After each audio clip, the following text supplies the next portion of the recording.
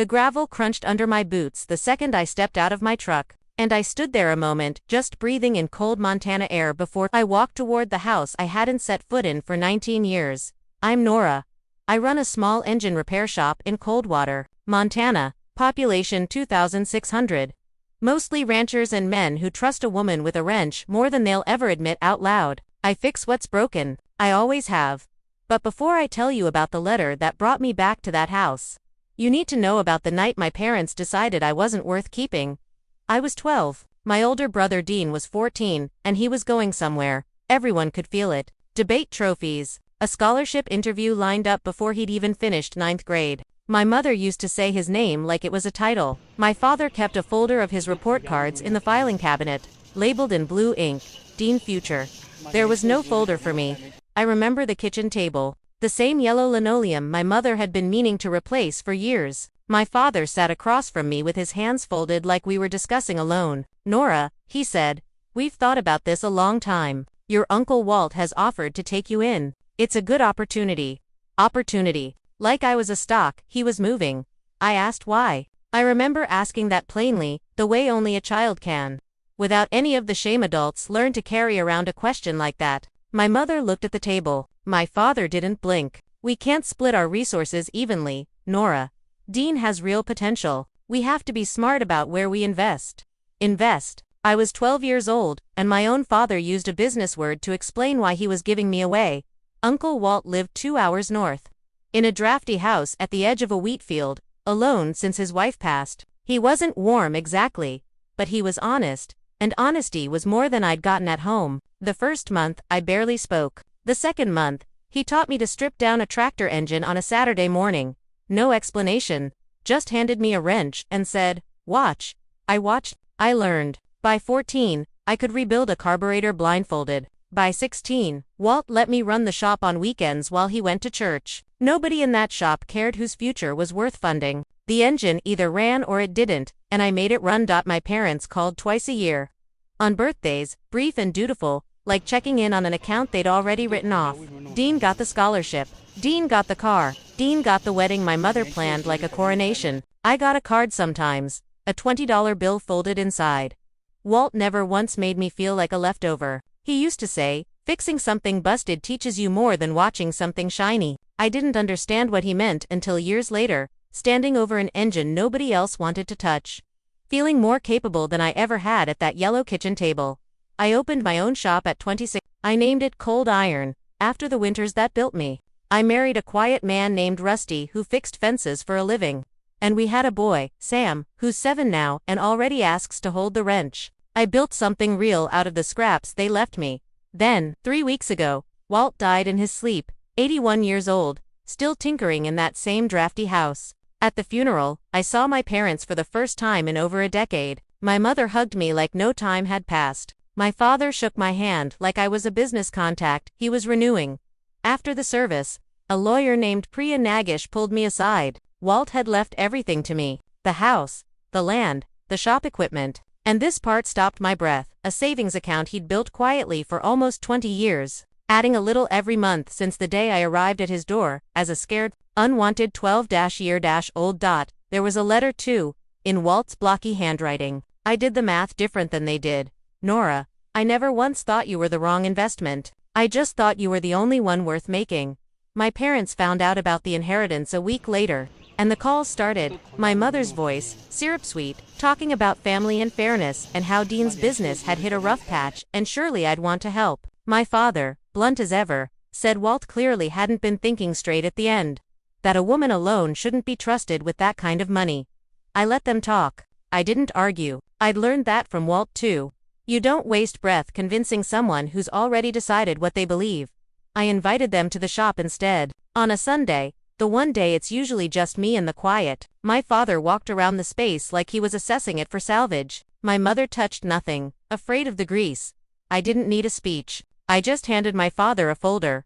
An old habit, maybe, learned from watching him keep one for Dean and never for me. Inside was the account statement. 19 years of deposits. A man they'd dismissed as somewhere lesser had spent nearly 2 decades, quietly building a future for the daughter they'd decided wasn't worth funding. My father didn't say anything for a long time. My mother finally whispered, "We didn't know he'd do that." "You didn't ask," I said. "You never did." I didn't feel triumph standing there, just a long, quiet closing of something that had stayed open for 19 years. They left without the money, without an apology that meant anything, without the daughter they thought they could still call on when it suited them. I stayed behind in the shop that evening, engine parts spread across the bench, my son's small hands reaching for a wrench too heavy for him yet, and I thought about Walt, and the folder with my name never written on it, and the one, finally, that was. The lake was frozen solid by the time I drove back into Birch Hollow, and I sat in my truck outside the funeral home for 10 full minutes before I could make myself go in. I'm Delia. I run a small physical therapy clinic in Alder Falls, Minnesota. Population just under 3,000, mostly loggers and their bad backs. I know how to fix bodies that have been carrying too much for too long. I've had plenty of practice starting with my own. But to understand why I was sitting in that parking lot, hands shaking on the wheel, you need to know about the night my parents decided I was the one who left. I was 13. My twin sister Josie and I used to be inseparable, two halves of the same joke, finishing each other's sentences at the dinner table. Then our father lost the hardware store, and something in our house went cold and calculating. My mother started talking about difficult decisions. I didn't understand yet that I was the decision. They sent me to live with my grandmother, Ruth, 2 towns over, the spring we turned 13. Nobody explained it as permanent. Nobody explained it at all. One day I had a bedroom next to Josie's, the next, I had a cot in Ruth's sewing room, and a mother who called twice a month, always brief, always distracted. I didn't know until years later what they told Josie. I found out the hard way, at our father's funeral, 22 years after that spring. Ruth was sharp and quiet, a retired school teacher who took me in without ceremony and without complaint. She never once asked me to explain myself, and she never once let me believe I'd done something wrong. She'd say, "Some people confuse love with bookkeeping. Delia, don't you make that mistake." I didn't understand it then. I understand it now. I grew up in Ruth's house, went to nursing school on loans and grit, then physical therapy school after that. I built a clinic, a life, a marriage to a good, steady man named Owen, who runs the hardware store that used to be my father's rival. I had 2 boys who thought their great-grandmother Ruth hung the moon. I never got a graduation card from my parents. Not one. I told myself I'd made my peace with that. Ruth passed 8 years ago, gentle and unafraid, and left me a small wooden box I never opened. She'd told me once, "Keep it until you need it, Delia. You'll know when." I put it on the top shelf of my closet and mostly forgot it was there. Then my father died last month, sudden, a heart attack in his sleep, and I drove to Birch Hollow for the funeral, not because I expected warmth, but because some doors you close quietly, not with your back turned. Josie found me in the church parking lot before the service. My twin, 60 pounds thinner than I remembered, older around the eyes than her 43 years should have made her. She looked at me like I was something she couldn't quite place. "You have some nerve showing up," she said, low and shaking. After everything, I asked her what she meant. "You left us, Delia. You left me. Mom said you couldn't stand being here anymore, that you wanted a different family, that you chose Grandma Ruth over us." Her voice cracked on the last word. I spent my whole life wondering what I did wrong. Stood there in that gravel lot and felt the ground tilt the way it does when a lie you've lived beside your whole life suddenly gets a name. I didn't leave, I told her. I was 13. They sent me away. She didn't believe me. Not that day. Grief doesn't leave room for revision, and I didn't push it. I went home to Alder Falls with the ache of that gravel lot still in my chest. And that night, for the first time in 8 years, I climbed up and took down Ruth's wooden box. Inside were letters, dozens of them, in my mother's handwriting, written to Ruth over the years, thanking her for handling me, for taking the difficult one off their hands so they could give Josie the stability she needed. There were bank records too, small payments Ruth had quietly sent my parents for years. Money meant to help raise me, money my mother had accepted while telling her other daughter I'd abandoned them of my own will. And at the bottom, a letter addressed to me, Ruth's handwriting, shakier near the end. "Delia, if you're reading this, you finally needed it. I kept every piece of proof because someday, somebody in that family was going to owe you the truth, even if I wasn't alive to make them pay it. Don't hate your sister. She was lied to as much as you were, just longer." I called Josie the next morning and asked her to meet me, just us, at a diner outside town. I brought the box. I didn't say much. I just set the letters in front of her and let her read them in silence. Watched her hands start shaking around her coffee cup as 2 decades of a story she'd built her whole identity around came apart page by page. She told me you didn't want us, Josie whispered. She told me for 22 years. I know, I said. Now you know why I never came back to correct it. I didn't know there was anything to correct. I thought you already knew. We sat there a long time, 2 sisters relearning each other from the wreckage of somebody else's lie. It wasn't fixed in that diner booth. 22 years doesn't heal over coffee. But the door opened, finally, on the truth instead of the story we'd both been handed. Ruth used to say the truth doesn't need defending. It just needs to survive long enough to be found. She made sure of it, one careful letter at a time. Long after she was gone, she gave me back the sister they'd taken. And she gave Josie back the twin she'd spent her whole life mourning for the wrong reason.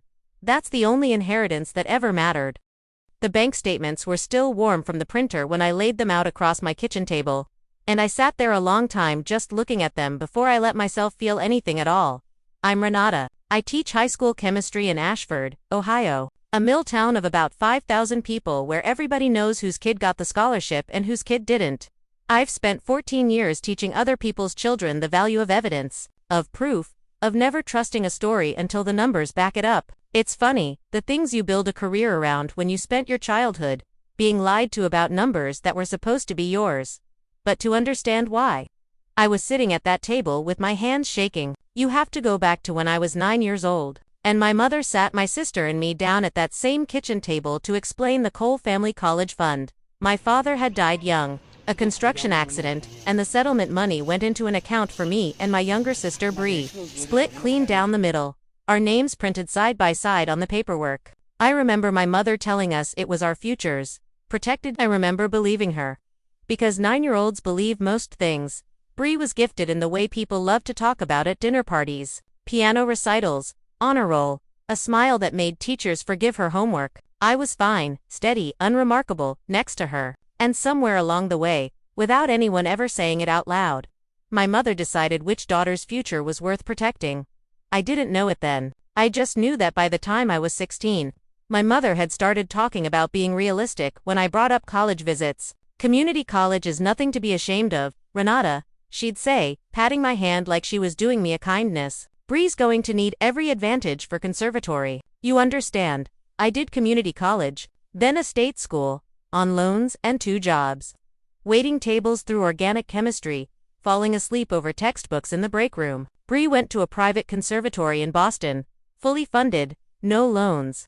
An apartment in a good neighborhood covered without a second thought. Nobody ever said the word fund again. I assumed, the way children assume things about parents they still want to trust, that the money had simply run out, that it hadn't been enough for both of us, that I'd understood the math wrong somehow, and it wasn't anybody's fault.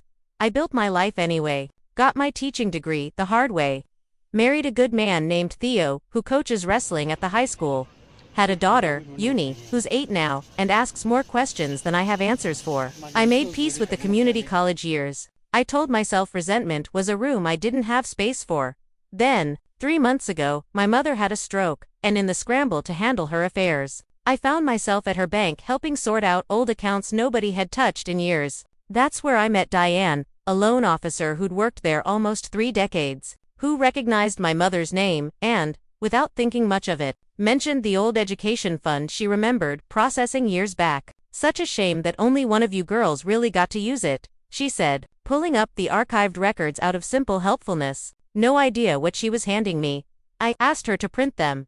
The statements told a story my mother had spent 20 years keeping quiet. The fund had been opened with both our names. My father's settlement split evenly, the paperwork clear as day. For the first 7 years, it grew steadily, untouched. Then, the year I turned 16, the year my mother started talking about being realistic, the withdrawals began, not from a joint account divided fairly, from my half, tuition payments to Bree's conservatory, all of it, drawn from the portion legally set aside in my name, transferred with a signature that wasn't mine.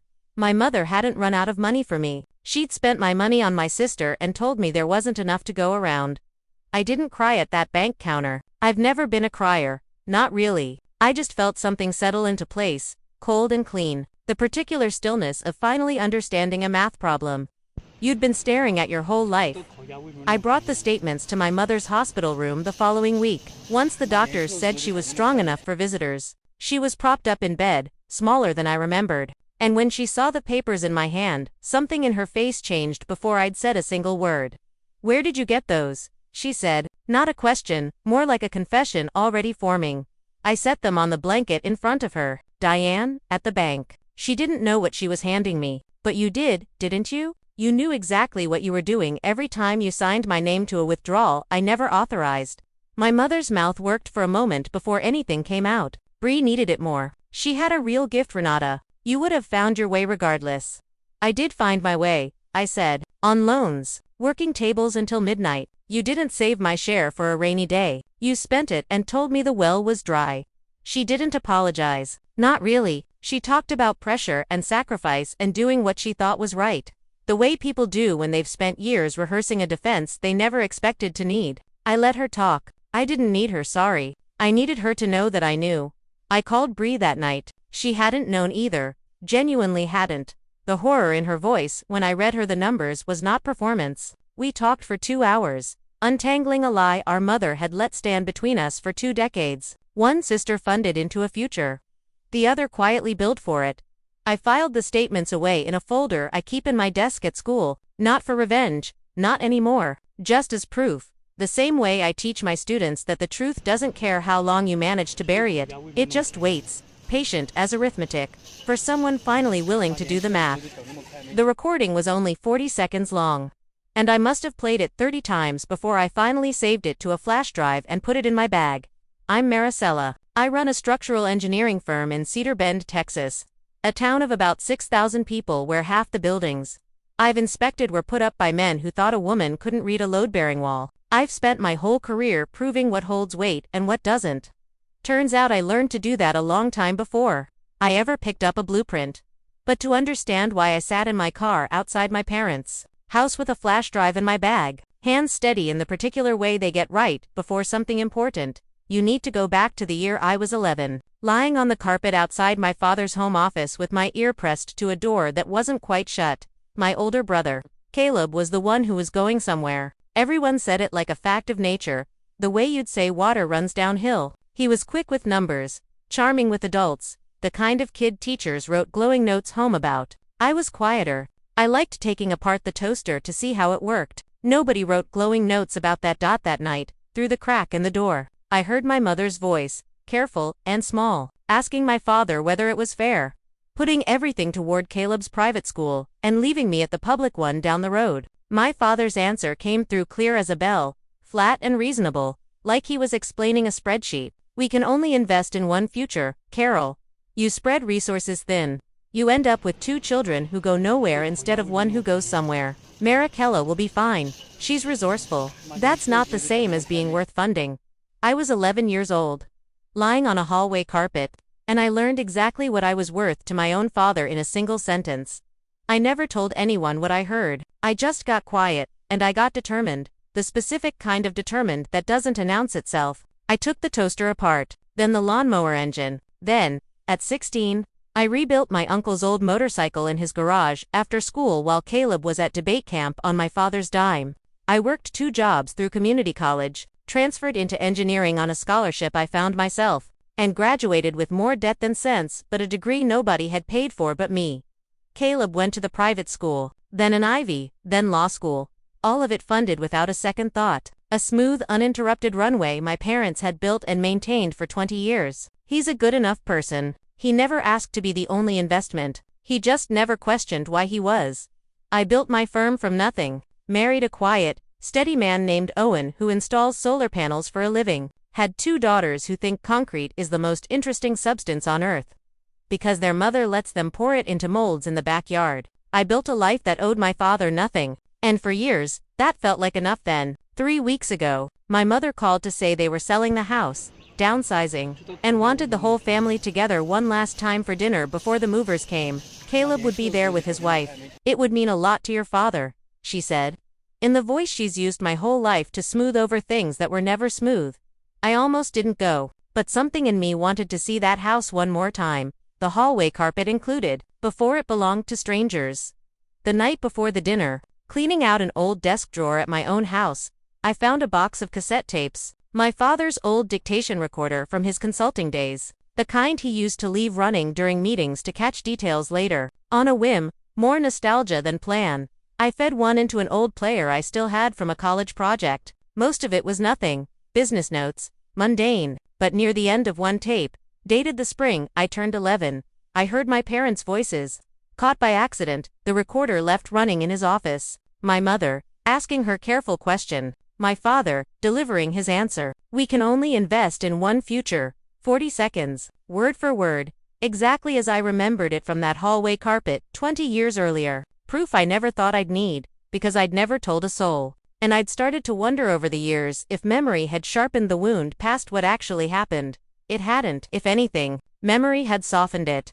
At dinner, the house looked smaller than I remembered. Boxes stacked in corners, walls bare where photographs used to hang. My father sat at the head of the table like he always had, still doing that thing where he explains his opinions as though they're facts everyone should already know. Caleb and his wife made easy conversation. My mother served pot roast and asked about the girls.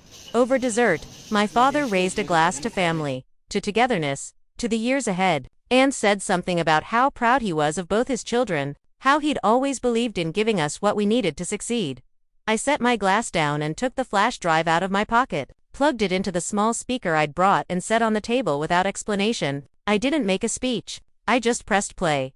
40 seconds of his own voice filled that dining room, flat and certain, explaining to my mother exactly how he'd decided which child was worth the investment. 20 years before that night, in the same house, down the same hallway where an 11-year-old girl had been lying on the carpet listening. Nobody spoke when it ended. My mother's face went the color of the tablecloth. Caleb looked at his plate like he didn't know where else to look. My father opened his mouth, then closed it. Because there was nothing to say to a man's own voice, time-stamped and unmistakable, telling the truth he'd never meant anyone to hear. You were right about one thing, I told him, standing, sliding the flash drive back into my pocket. I turned out resourceful. I built everything you said wasn't worth funding. I just wanted you to hear yourself say it, once, out loud, in the house where you decided it. I drove home that night past the hallway carpet, past the office door, past 20 years of a sentence I'd carried alone. I didn't feel triumphant. I felt, finally, believed. Sometimes that's the only inheritance that matters. The screenshot was still open on my phone when I pulled into the restaurant parking lot, and I sat there a full minute before I turned off the engine. I'm Yolanda. I run a small orthodontics practice in Pine Harbor, Michigan, a lake town of about 4,000 people where half my patients are kids, whose parents work the marina in summer and the plow trucks in winter. I spend my days straightening things that grew in crooked. I've had plenty of practice with that outside the office, too, but to understand why I was sitting in that parking lot with my hands steady on the wheel, you need to know about the year I turned 12. And the morning my father told me I'd be living with my aunt. My younger brother Preston was the golden one. The kind of golden that gets decided early and never revisited. He was quick, easy, effortlessly likable in a way that made adults want to invest in him. I was the quiet one, the one who read in corners and didn't need much. And somewhere, along the way, my parents decided quiet meant unnecessary. My father sat me down at the kitchen table that spring and explained, in the careful, reasonable voice he used for business, that they'd decided it made more sense for me to stay with Aunt Carol for a while, so they could focus on getting Preston into the right schools. A while turned into the rest of my childhood.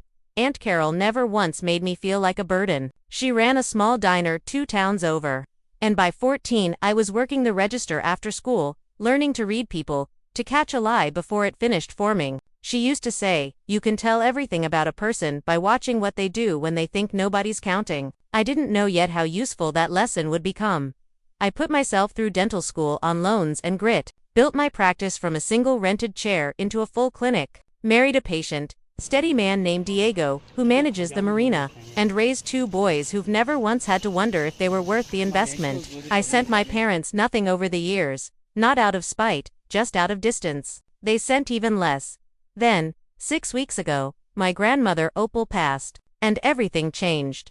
Opal was my father's mother, a sharp, private woman who'd never stopped sending me birthday cards. Even after 20 years of near silence from everyone else in that family, she left me the bulk of her estate, her lakeside cottage, and a savings account she'd built quietly for decades. I found out through her lawyer, a calm, careful man named Franklin Reyes, who told me Opal had left detailed instructions and a no-contest clause besides. She expected trouble, he said. She wanted you protected from it. Within days, my mother started calling, warm as syrup, talking about family and fresh starts and how much it would mean to have everyone together for dinner. Preston, my father, the whole family, a reconciliation dinner at the Pine Harbor Grill. My town.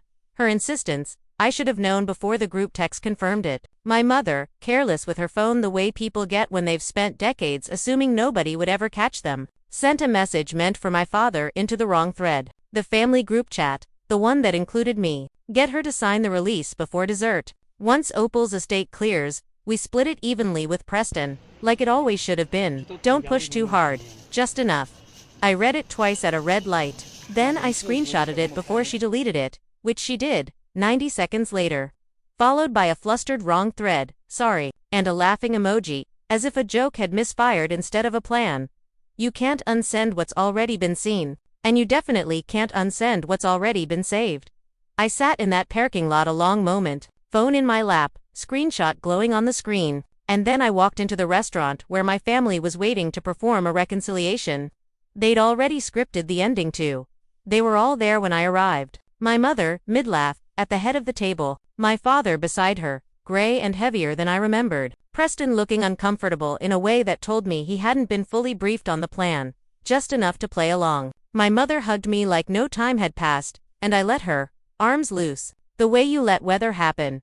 Dinner moved through its courses, my mother building the emotional case slowly, talking about family, about fairness, about how blessed we all were to have Opal's generosity to share. My father set down his fork at the right moment, and said it was only right that Preston get a fair portion too. Family helps family. There was a paper folded by my mother's plate, and a pen resting beside it, patient, waiting.